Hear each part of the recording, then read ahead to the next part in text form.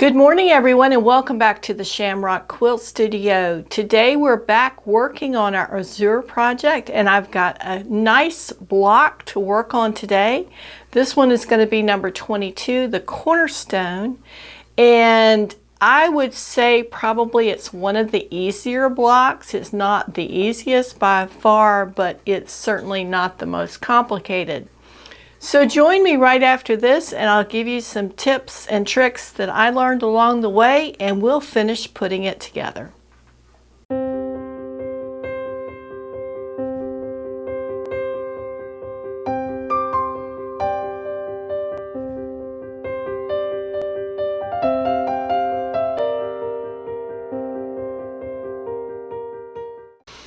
Okay, let's get started on that block. As I said, this is the number 22 Cornerstone, and here's our little diagram here. And you can see that I took this diagram and I started color coding it to pick the colors we wanted to put in each spot. And as I started doing it, I realized I didn't like it. I didn't want to have to print it again. So then I took the actual pieces and I color coded those, and that's what I use. So don't let this confuse you. Let's kind of look quickly at the pieces. There are only 3 subunits for this block. There's the 2 sides and then the center, or you could call this the top and the bottom and the center. But these 2 are exactly the same, and they're put together exactly the same. There is one thing I wanted to point out to you. There is a little square in the block. Here it is right here. And the way it is drawn out, it gives you the option of having 2 fabrics for that block. And that would certainly make it more complicated.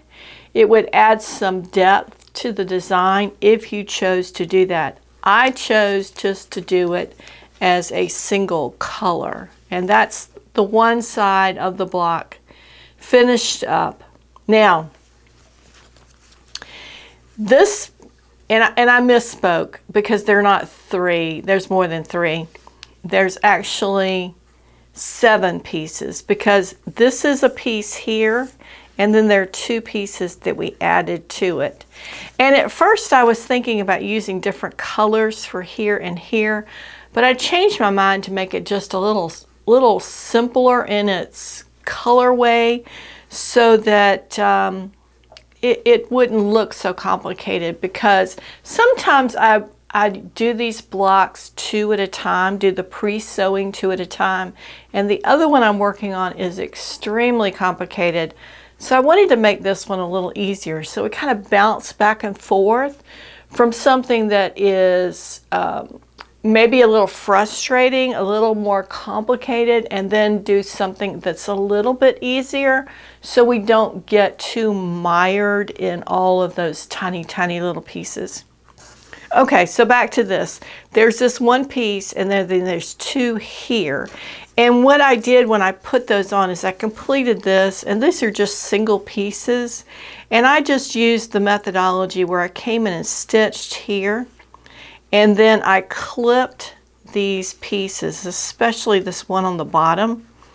I clipped it so I could fold it out and then sew each of these seams. And it went together really well. It has been pressed with a little bit of steam, so it's nice and crisp looking. There's both of those sides. And then the center piece was really straightforward. It's just the one piece in the center and then the 2 pieces on the outside. And let's take this basting out of the middle here. There we go. That'll make it just a little bit neater. And you can see that when that does come together, what it's going to look like. And I think that's really cute. Now, let's start talking about sewing this together, because what we're doing here is exactly what I did on this piece right here. And it's just going to be, we're going to do it on one side and then we're going to do it on the other.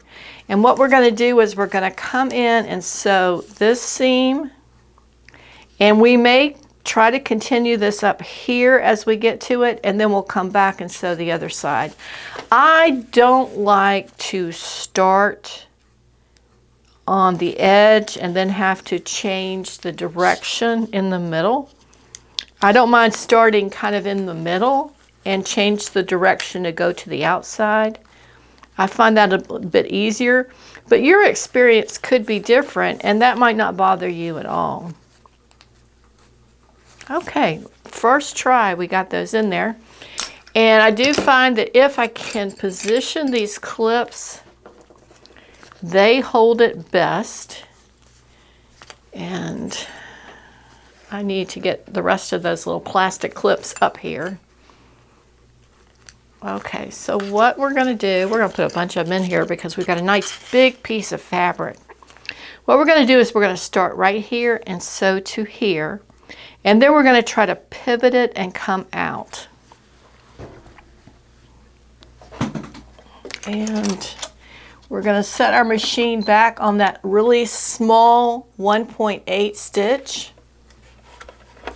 And we're going to set our machine on that really small 1.8 stitch so that it holds together, and it will allow us to tear that paper away and stay sewn in place without a problem.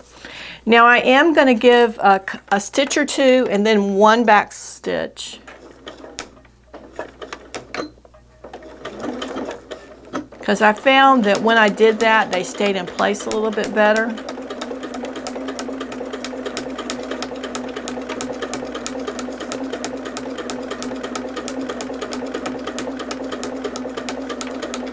And I probably could speed this up a little bit.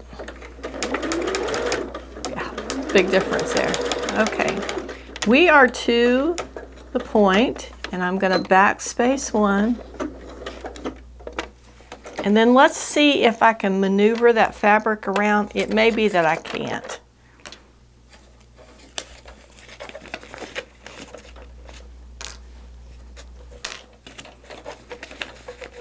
It's just too stiff, so we're going to go ahead and take it out. And then we're going to come in here on the back side, this piece that curves this way. And the first thing I'm going to try is to go in and just clip the paper.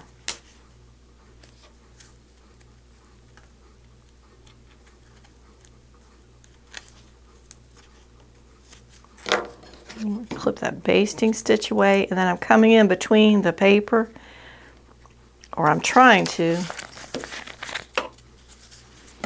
It's got some extra stitches here. Let's take those out. Okay, there we go. Now, so I've got the paper separated from the fabric, and the first thing we're going to try is just clipping the paper because it's coming out anyway, right? That will tear a little bit off. And then we should be able to just pivot that around. Pin in the corner.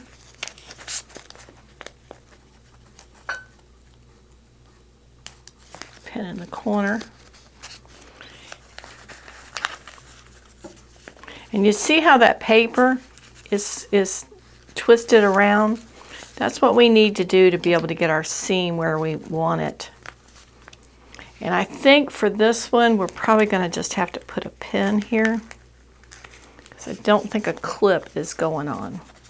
So now we can either choose to come back the way we were sewing before here, or we can come from the other end. And I think we'll just come from the other end. It'll be easier.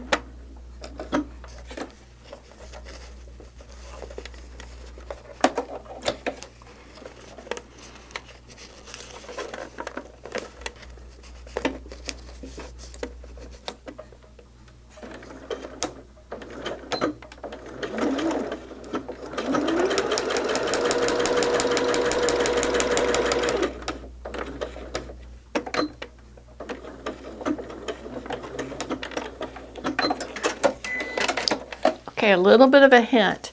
Where you pull that around, it's going to want to pull it away from the other fabric. So make sure that you get that right where it needs to be that you might even need to take that top layer of fabric and pull it towards the edge just a little bit. So let's take a look at how that side looks.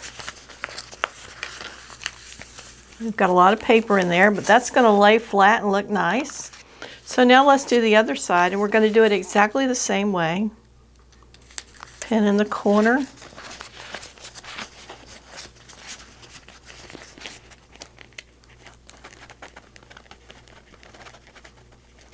There we go. Oops, it came out. Oh, I know what the problem is. We need a clip. When it's not clipped, it's hard to get it to maneuver around.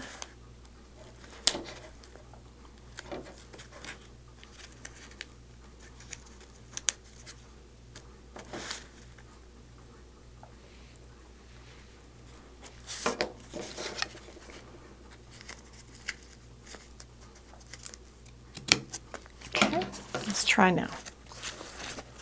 Okay, we've got the pin in that side.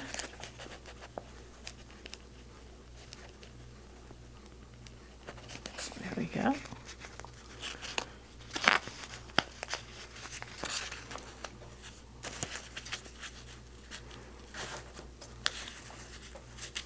See, and I slid that up so that it goes right up next to where the other fabric is. And then I'm going to put a pin here so it will hold this area where the pin went through the points together. And again, it doesn't matter if you're coming from that inside to the outside or the outside to the inside.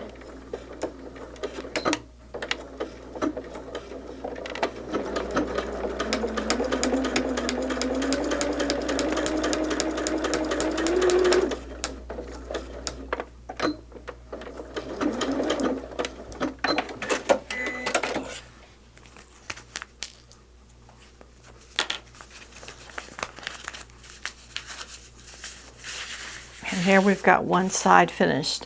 Now the other side is going to go on exactly the same way.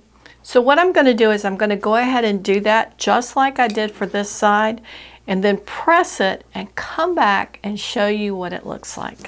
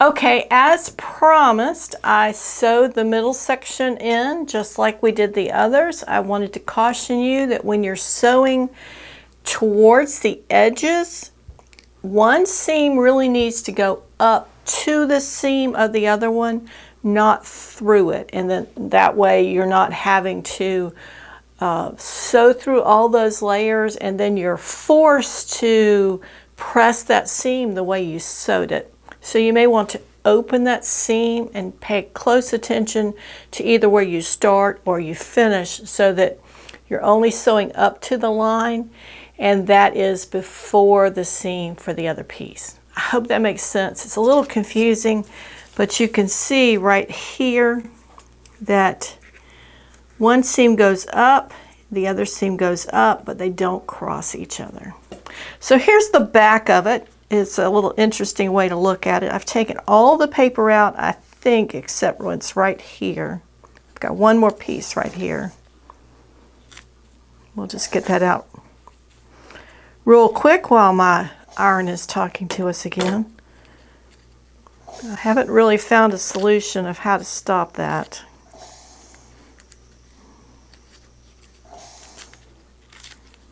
Okay, so that's out.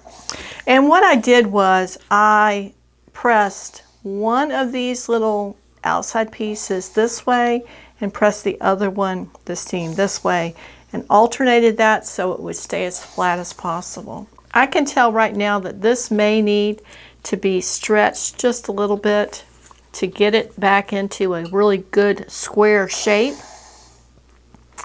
Excuse my iron, it keeps talking to me. And so what I will do in that case is I will get my ruler, my square ruler out and see where it needs to move. This looks kind of long and this looks a little long, but the corners kind of are drawn in.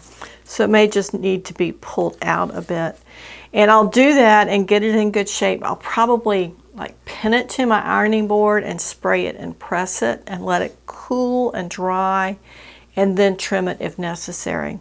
And I may even come back around here and put another line of basting stitches just to hold it in place, because it looks a little wonky. It may not be as bad as we think it is.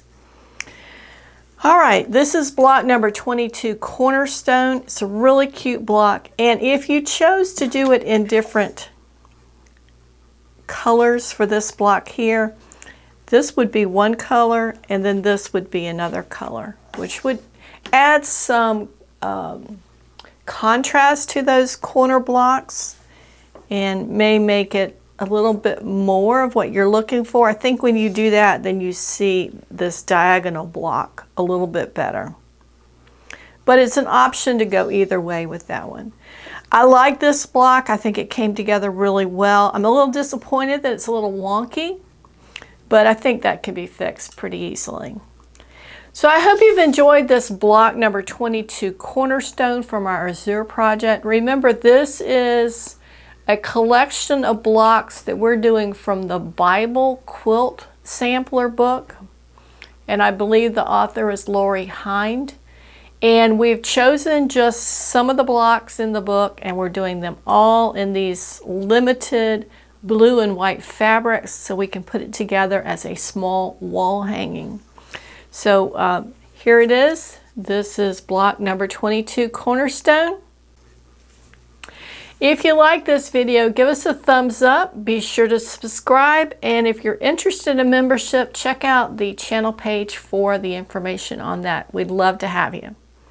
If you have any questions or comments, please add those to the video, and I'll do my very best to respond to those as soon as possible. Thanks again for joining us, and we'll see you next week. Shamrock Quilt Studio.